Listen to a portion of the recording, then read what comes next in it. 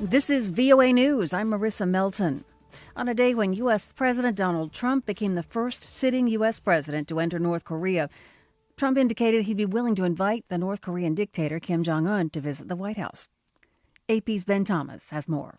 I would invite him right now to the White House. President Trump made the comment shortly after stepping into North Korea and shaking hands with leader Kim Jong Un, the first U.S. president ever to set foot in North Korea. To a translator, Kim said, "This is an expression of his willingness to eliminate all the unfortunate past and open a new future." The declarations of friendship mark a sharp contrast to Trump's first year in office, when Kim insulted Trump's intelligence and Trump vowed to unleash fire and fury on North Korea. But Trump now says, "We met and we liked each other from day one." In a meeting that ran nearly an hour, the two leaders agreed to resume talks over North Korea's nuclear program. I'm Ben Thomas. Gay pride parades took place across the country today to close out a month that marked 50 years since the riots at New York City's Stonewall Inn. Those riots ushered in the gay pride movement. AP correspondent Julie Walker has more.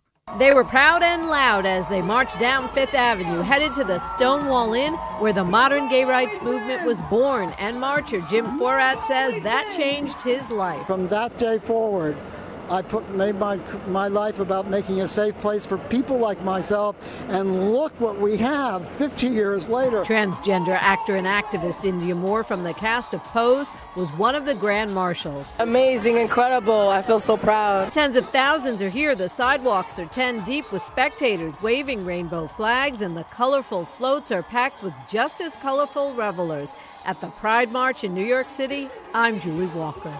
More on this and other stories at voanews.com. You're listening to VOA News.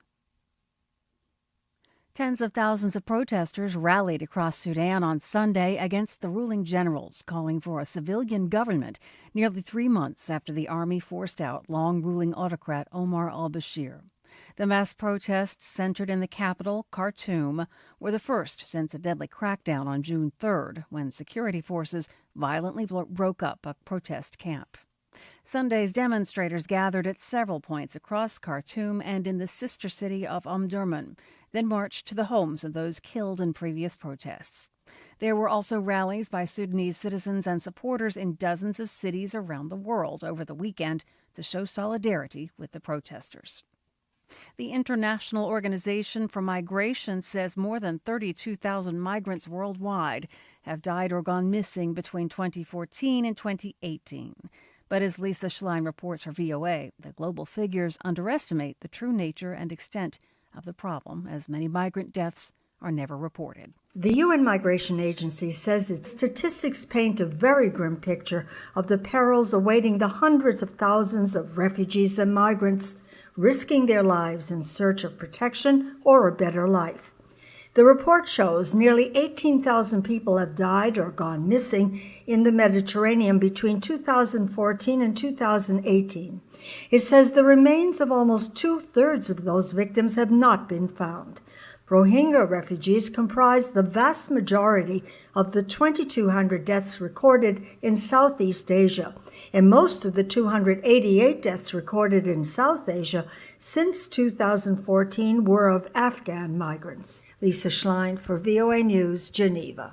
Thousands of people have rallied to the support of a German captain of a migrant rescue ship who was arrested after she defied orders to stay out of Italian waters. Carola Racketa remains under house arrest on Sunday after her ship, the Sea-Watch 3, rammed the Italian border police motorboat that was blocking the entry to the port at Italy's Lampedusa island. No one was hurt when the Sea-Watch 3 collided with a police boat. 2 German radio personalities appealed for donations for Racketa. In just over 24 hours, some 20,000 people had donated more than $745,000.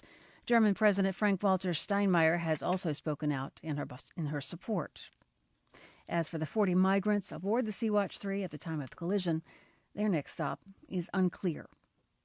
And 5 Japanese whaling ships are set on Monday to begin the first commercial whale hunt in more than 30 years. Japan stopped commercial whaling in 1988 after the International Whaling Commission imposed a moratorium on killing the giant mammals. It pulled out of that in December.